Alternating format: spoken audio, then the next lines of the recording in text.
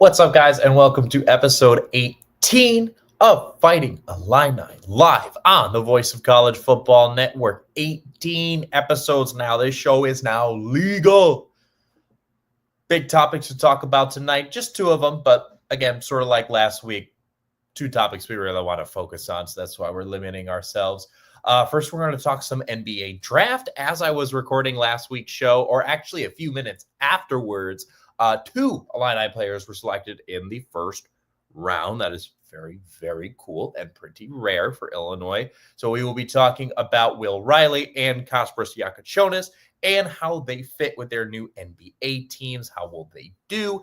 And then we will be doing our fifth opponent preview with the USC Trojans, the kind of slow game to follow the big Indiana game that we talked about last week. If you want more info on that Illinois-Indiana game, do check out last week's episode or the video posted separately on the Fighting Illini Live channel on YouTube under the Voice of College Football Network, which, of course, as always, is our sponsor tonight. So before we get into it, here's a word from our CEO, Mark Rogers. You can make a difference here at the Voice of College Football. Use the Amazon link. Financially contribute to the Voice of College Football without spending a penny. Same shopping experience. It's easy. Go to any video on any channel. Go to the description section and grab the link right next to the capital letters that say Amazon. Use that link and Amazon will instantaneously convert to your account, settings, history, everything intact, just like whatever link you use right now. No difference. Pay no attention to the product that you see right there. Just go search what you want. Don't forget the Amazon link. Thank you for your support. Sincerely, the Voice of College Football. Excuse me. I do also want to mention that last Thursday, actually, I was on a live stream with some other hosts. I was on a commitment reaction for Max Sutter. He did not choose the Illini. He chose Alabama. That was not a huge surprise. On that stream, if you did watch it, thank you very much. If you did show out and support me, hopefully we do have some new viewers from that. But I did mention J.C. Anderson on that stream as Illinois' next tight end target, another four-star tight end that was in state and was, also a pretty good prospect or recruit that Illinois was in on. He did not choose Illinois either. As of yesterday, he has committed to Ole Miss. So sucks that we missed out on those two guys, but glad that Illinois is at the table in those conversations with SEC schools, SEC powerhouses, really.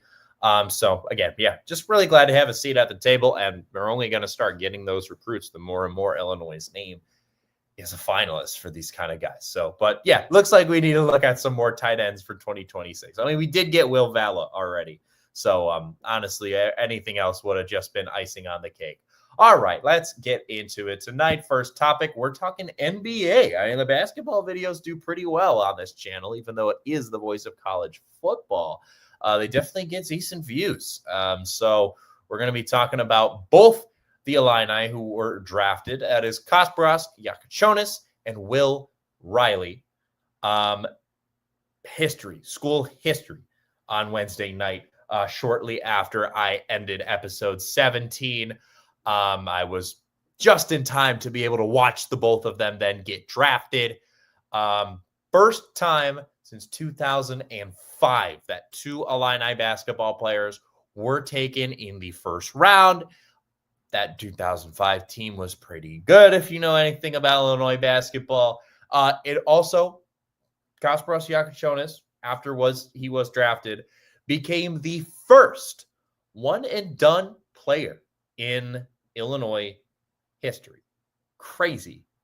What's crazier is that the second player to be a one-and-done in Illinois basketball history was the man taken with the very next pick, and that was Will Riley. So we are going to be talking about both of them, how NBA scouts think they're going to fit in, how I think they're going to fit in, kind of what the roster looks like, how will they have to climb the depth chart.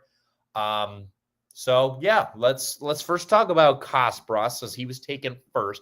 He was selected 20th overall by the Miami Heat last Wednesday. And just yesterday, he actually inked his rookie deal, a 4-year, $17.3 million deal that he signed with the Heat yesterday.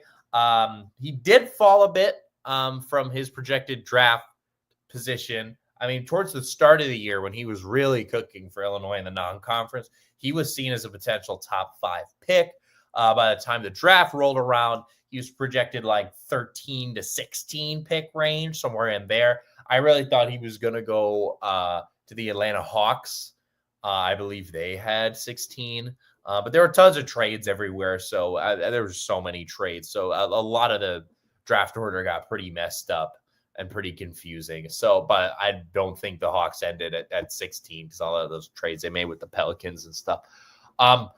My big guess to why he fell, again, only a little bit. I mean, he didn't fall crazy. He still went 20th overall. That's not really that big of a slide for him. But it was a bit of a slide. I would guess, to me, the things that drove me crazy towards the end of the basketball season when I started this channel and would talk more basketball than I do now is just a really high turnover rate and a lot of inconsistency, right? He just made a lot of freshman mistakes, which is something that there's a lot less room for in the NBA than there is in the college game. He just has a really high turnover rate. I do think the pace of the NBA game is going to help him with that turnover rate. The NBA game is slower. It's just a slower game.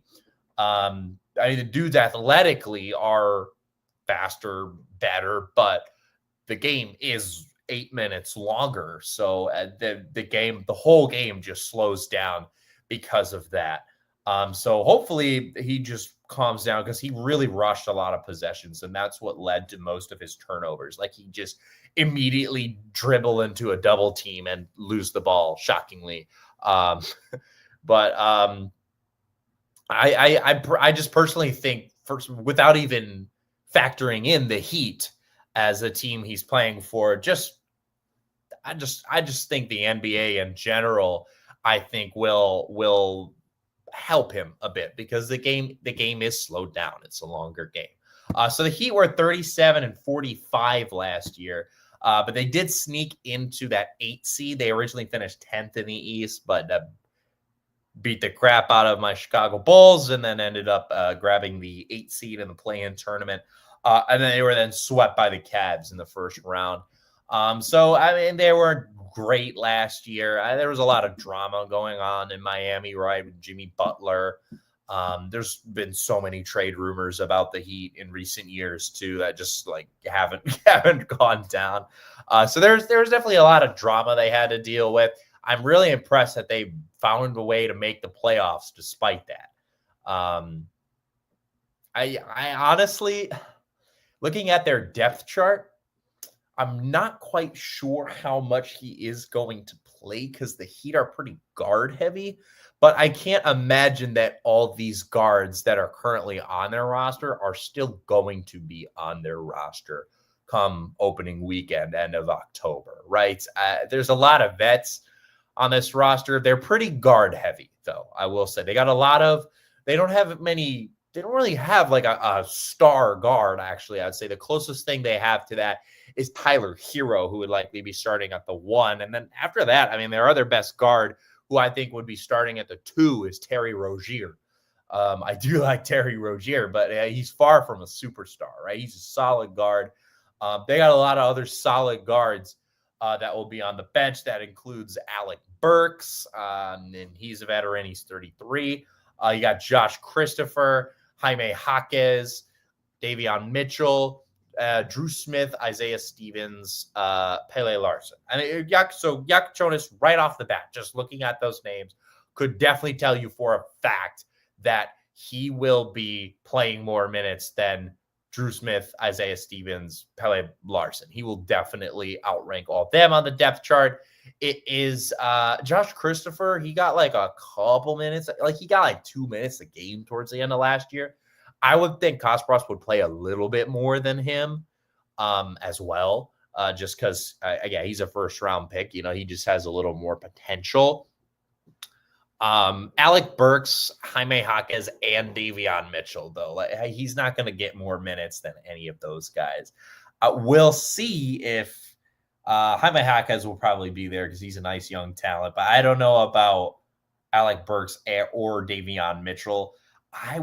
They're still involved in a lot of trade rumors. So I would doubt that both of them would still be on the Heat roster.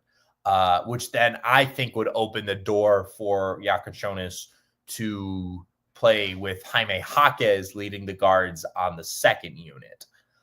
There's also a lot of room for they're not that stacked at forward, especially the small forward where some bigger guards can definitely play. Like Jaime Jaquez, Alec Burks can definitely play the 3 coming off the bench if the Heat need them to do that. But anyway, there's definitely a lot. There's a couple different paths for Yakachonis to make second unit. I don't want to talk about the Heat so much on an Illinois football channel. But again, just to give you an idea of what he'll be up against at the start of the season, right? And that's what I see for Kaspros. There's definitely paths for him. Right now, he's definitely third unit, and he definitely outranks some guys just right out the gate. But yeah, like I was saying, the Heat are rumored to make a lot of trades still. A lot of them involve Andrew Wiggins. He's a small forward, which again, if he's traded, which right now he's their most likely trade candidate, then that's when I would see Burks or Jaquez shifting to the 3 coming off the bench, then paving the way for Kaspros at the 1 or 2. They did just trade Duncan Robinson yesterday, so there's already a forward out of the way, so their forward depth is lacking even more so. I traded him to the Pistons. But I mean, overall, just to wrap this up so we can move on to Will Riley, like the Heat is a good landing spot for him, right? The Heat are kind of in a transitional youth period movement right now that they moved on from Jimmy Butler. Their only star really is Bam Adebayo at center, so he's not going to have to compete with him for minutes whatsoever. There's a lot of good veteran guards like Alec Burks and Terry Rozier are great 30-plus-year-old players that he can learn from. And Eric Spoelstra has always found a way to do more with what he has. Like even taking that drama-ridden kind of honestly mess of a Heat team that he had last season and still finding a way to sneak into a playoff spot at least. Very impressive. And between him and Pat Riley, there's just always been a winning culture with the Heat. They're definitely having a bit more of a youth movement. So I do definitely think that Yakachonis is going to get some decent minutes. He's going to play a lot, probably start in the summer league for them starting in a few weeks. So I mean, overall, I think it's a good landing spot for him. I think this is one of the best places in the entire NBA for him to develop right now. Because again, he's got some things he definitely needs to work on. I will not be shy about saying that, but overall, he's incredibly talented, and the Heat see that, and the Heat are definitely going to maximize it. Next is Will Riley. Again, the second ever one-and-done Illinois player taken the pick after Kaspros Yakachonis. That's just absolutely crazy to me. What a wild stat that is. He was originally drafted by the Utah Jazz, actually, and then was, as many NBA players are, immediately traded to the Washington Wizards, who were just god-awful last year. I mean, I don't know. There's no way to sugarcoat that. They were 18-64. I do think they will be better. I don't fully understand what they're doing so far this offseason. This whole NBA offseason has been pretty crazy. I don't know. They kind of went out and acquired some veterans, which between last year's trade deadline or the trade deadline in February, I shouldn't say last year, and then this recent trade, they just traded Jordan Poole for CJ McCollum, which I don't really understand. Like, why? I don't know why we're grabbing some veterans on this team that's nowhere near competing. But there's really not, it's almost the reverse situation that Jonas has on the Heat, is because Riley's a forward and they're really just like the Heat. There isn't really much forward competition there, especially at the 4 where I would primarily fit the best because he is 6'8". So, I mean, the likely starter, there's a lot of young guys on the Wizards too, don't get me wrong, but all the young guys are forwards. Like all the veterans they got are guards, like except for Chris Middleton, he plays the 3. He's not big enough to play the 4. They got Bilal Coulibaly. That's one of my favorite names in the league right now. And then second would be Kaishan George. And then after that, so I see Riley as third unit at the 4. Is where I would project him filling in, because I don't think there's going to be many roster changes for the Wizards for the rest of this offseason. Unlike the Heat, I think that Jordan Poole move is going to be pretty much it for them. They're not going to do anything to make too much of an impact. But I mean, they have developed young talent pretty well. I mean, even despite last year's disaster, Bub Carrington and Alexander Sarr were 2 first-round picks they had last year, and they both have really solid rookie seasons despite only grabbing 18 wins. And those 2 are definitely going to be starting this year, with Sarr at the 5 and Carrington at the 1 for them. NBA scouts are kind of worried about Riley's defense overall, but he's really, really talented scorer. That's why he rose so high. I wasn't sure if he was even going to go first round. I thought he might be early second round. So I was absolutely elated when they took him at 21. That's great for him. And again, I think there's a lot of young players on that roster. And there isn't too much in his way. It's other younger guys that definitely aren't cemented in front of him. If he goes off, he's going to start over Coulibaly and George. And Kaishan George is a very similar player to Will Riley, who will likely be at the second unit for them, right? Like they're similar height, very similar play style. I think that's going to be perfect for Riley to develop, like having a guy like that, like who's only going into his second year as well. Like he's a young guy. They can definitely bond and develop together because they play the game so similarly.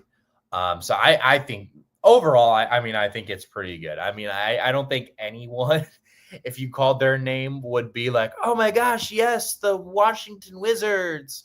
But I overall, that's also going to be a good spot for him. Both of them are going to get a lot of minutes in the summer league, Jonas and Riley, which is very exciting. It's just really nice to have more first-round Illini picks after Terrence Shannon last year and the success that Terrence Shannon had in Minnesota this year, which we've also talked about on this channel in the past. You can go check out that video I made about Terrence Shannon, probably about a month ago at this point. But yeah, overall, both guys are on teams that have a lot of other young players and have developed those young players well recently. So I definitely think Jonas is going to get pretty good minutes. Riley, maybe not, but again, this is a Wizards team that could be selling partway through the year, and that would open up some space for him. So yeah, those are my thoughts on that. I mean, let me know in the comments if you have any other opinions about Will Riley to the Wizards or Kasparas Jonas to the Heat.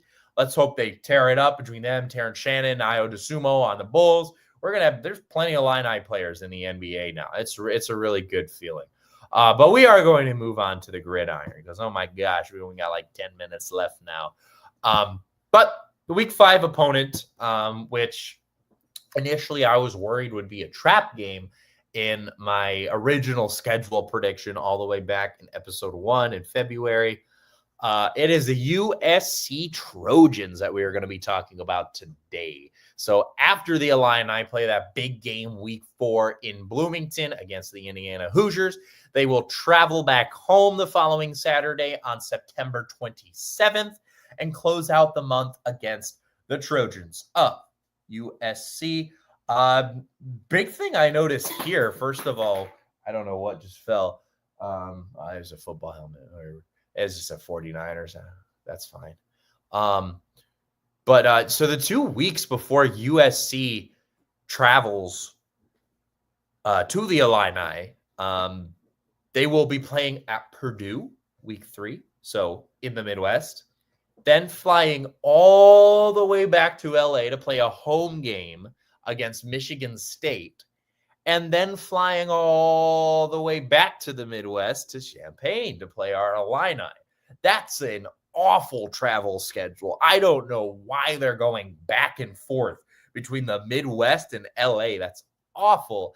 I mean, that's what you get when you're a West Coast team that joined a conference that there's only 3 other West Coast teams. Everyone else is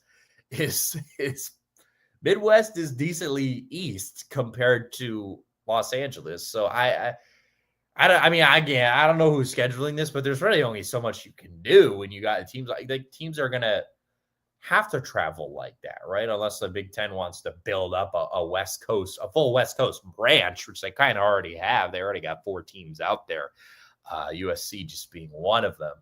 The head-to-head history between the Illini and the Trojans, it's not very good for Illinois, actually. All-time record, they are 2-11 against USC, and they are yet to beat them in Champaign. They are 0-6 at home against the Trojans all time. They have not met since, again, this is only USC's second year in the conference. So they have not met since January 1st, 2008 on New Year's Day when they played USC in the Rose Bowl. That was definitely one of the better Illini teams in recent memory, and they got smacked by Reggie Bush and the Trojans 49-17. It was not pretty. Last time they met in Champaign would be their meeting before that one, actually, on September 7th, 1996, in which the Illini lost 55-3. So their last win then would be their last meeting before that, actually, on September 4th, 1989. That is the last time we have defeated the USC Trojans. They won 14-13. Wow, what a sloppy game that was at the Coliseum. So their only other win against USC besides that one was actually their first meeting all the way back on October 12th of 1935, in which the Illini won 19-0. Recent history of USC's program, 2024 is kind of a down year for them, right? They weren't quite at their level of play last year without Caleb Williams. They were 7-6 and 4-5 their first year in the Big Ten Conference, 1-4 in away games as well. I want to note away games, since this will be an away game. They did not do well with the traveling. Some of their away games are on the West Coast, but overall, it's still a good offense that they had last year. That's one thing they can definitely boast, right? But it's just not nearly as good as when they had Caleb in the 2 years prior. Their defense was definitely a little better, though, than it had been in the Caleb Williams era, because their defense was not doing him any favors in 2023. But they had some good wins last year, despite only having 7 of them. I mean, they're definitely one of the better 7-6 teams you're going to find. They had some good wins, like beating LSU in a neutral site game in week 1, 27-20. I remember watching that on a train ride, actually, coming back from a class. They beat Wisconsin and Rutgers, Nebraska, and UCLA. Those were their 4 wins in the Big Ten. The 5 losses they had their first year in the Big Ten were Michigan, Minnesota, Penn State, Maryland, and Washington. Some of those losses pretty understandable, like Penn State and Michigan. Minnesota and Washington are not great losses. They also played Notre Dame. They typically play Notre Dame every year, but Notre Dame was great this year. They lost to them 49-35, at least gave them a contest. And then they went on to play in the SRS Distribution Las Vegas Bowl, everybody's favorite. They beat Texas A&M in that one 35-31.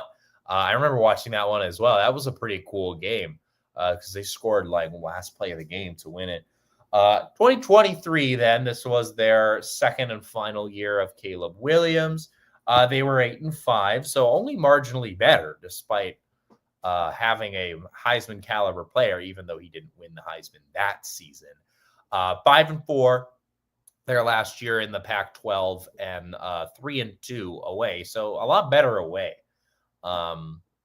They scored a ton of points that year, right? 9 games with 40, 9 out of 13 games, they scored 40 or more. A lot of those, they broke 50. They even broke 60 at one point.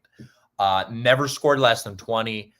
Their defense just absolutely sold that year. Like there were so many games where they scored like 30 plus something points and lost. I mean, obviously, they again 9 games of 40 plus wins. They had a game where they scored 49 points and lost.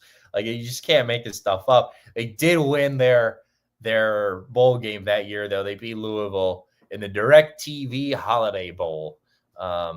Year before that, 2022. Now, that was the Heisman year, and they were dang good. 11-3, 8-1 in the Pac-12, 4-1 away.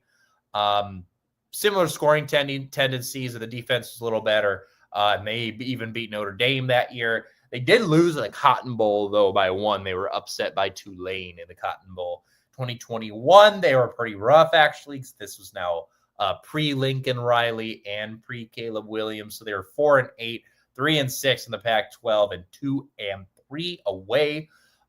They got smoked in like all their losses, too. Like, they weren't really close losses. And then the shortened 2020 COVID season, they were 5-1, 5-0, perfect in the Pac-12. But then it says our only loss was Oregon, so that can't be true because that was a Pac-12 team. I don't understand that. I don't know. That was straight from their website. I don't really understand that. And then they're 3-0 away. So honestly, really good away record when they were in the Pac-12, but then first year in the Big Ten. Yes, the competition is better, but I would guess the biggest reason is travel. Running through their roster real quick in these last couple minutes here. Head coach Lincoln Riley, I don't need to say too much about him, right? If you're watching this, I'm assuming you're a college football fan, and pretty much every college football fan knows who Lincoln Riley is at this point.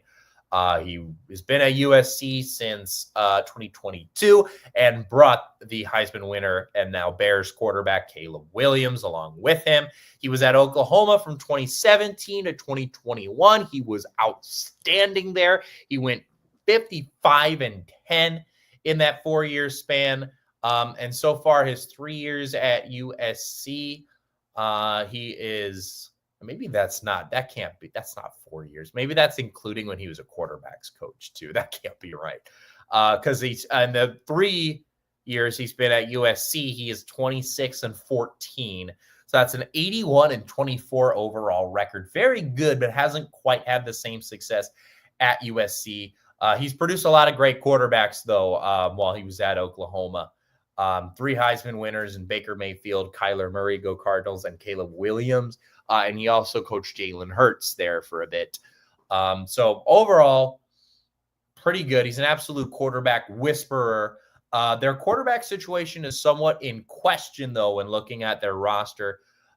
They've got Jaden Mayava, who was the starter at the end of the year, and he is their projected starter going into the 2025 season.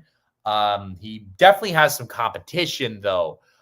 They got Hassan Longstreet, really, really good 5-star quarterback. They have a really good recruiting class coming in this year. The main highlights of their roster, besides the quarterback position, though, Jacob Lane, and I think I wrote his name wrong. Did I write My Lemon? That's not his name, bro. Makai Lemon and Jacob Lane are the best two of the best wide receivers, probably the best wide receiver duo in the entire country. They are both ranked top 10 nationally. They also have a good recruit coming in at running back in Wayman Jordan.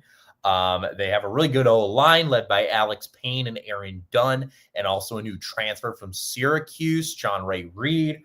Their defensive line is pretty good. They definitely took a step in the right direction last year. That's led by Jakeem Stort and Brillon Shelby, so look out for them in this matchup.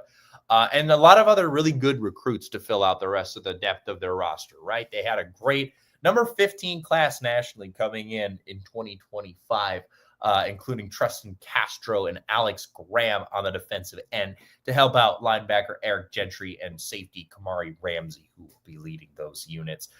So overall, USC did definitely take a step back last season, but I think they're definitely back on the way up, right? A great recruiting class for them. So they've got a pretty young team overall. They don't have a ton of experience.